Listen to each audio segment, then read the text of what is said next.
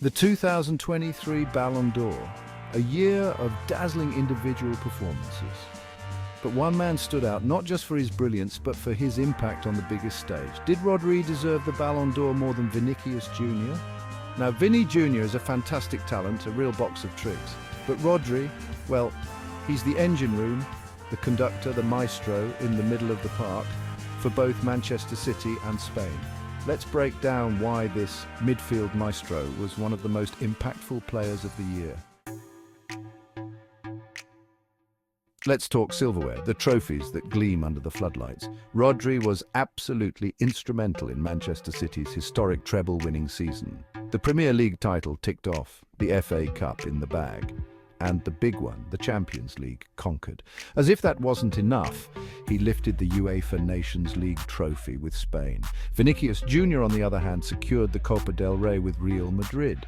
A fantastic achievement, no doubt, but Rodri's trophy haul this year, well, it speaks for itself, doesn't it? They say the beautiful game is won and lost in midfield, and if that's the case, then Rodri's pulling all the strings. His passing accuracy, consistently over 90%. He dictates the tempo, finds those killer passes, and rarely, if ever, gives the ball away.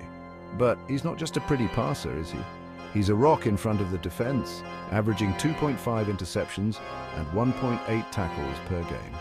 Vinicius, with all his flair and attacking prowess, doesn't have that same defensive responsibility. Rodri's the foundation upon which City's attacking flair can flourish. Some players wilt under pressure, others, well, they rise to the occasion. Remember that Champions League final? Of course you do. Who could forget it? The tension was palpable, the stakes couldn't have been higher. And who stepped up to score the winning goal?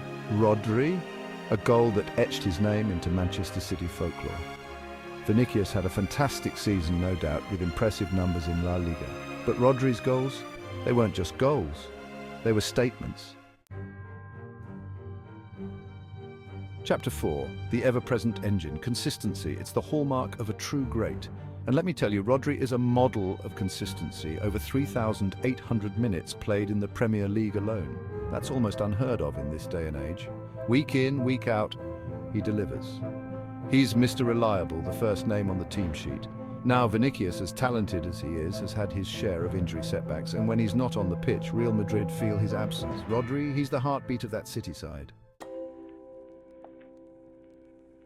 Chapter 5, Guardiola's orchestrator, Pep Guardiola, a managerial genius. And every genius needs his muse, his on-field lieutenant. For City, that's Rodri. He's the oil in the machine, the conductor of the orchestra. His positioning, his intelligence, his ability to read the game, it's what allows those City attackers to run riot. Without Rodri, City's system simply wouldn't function the same way. He's that important. He's the glue that holds it all together.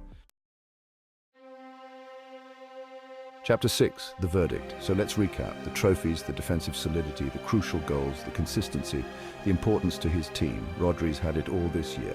Vinicius Jr., a phenomenal talent, absolutely. But Rodri's influence on both Manchester City and the Spanish national team, it's been nothing short of remarkable. He's a deserving contender for the Ballon d'Or, a player who epitomizes the modern midfielder. He might not grab the headlines like some of those flashy forwards, but believe me, he's the one who makes it all tick. So there you have it, the case for Rodri. Did he do enough to clinch the Ballon d'Or? Was his impact greater than Vinicius Jr.'s? What do you think? Let us know in the comments below. Hit that like button if you enjoyed the video, and be sure to subscribe for more football analysis. Until next time, take care.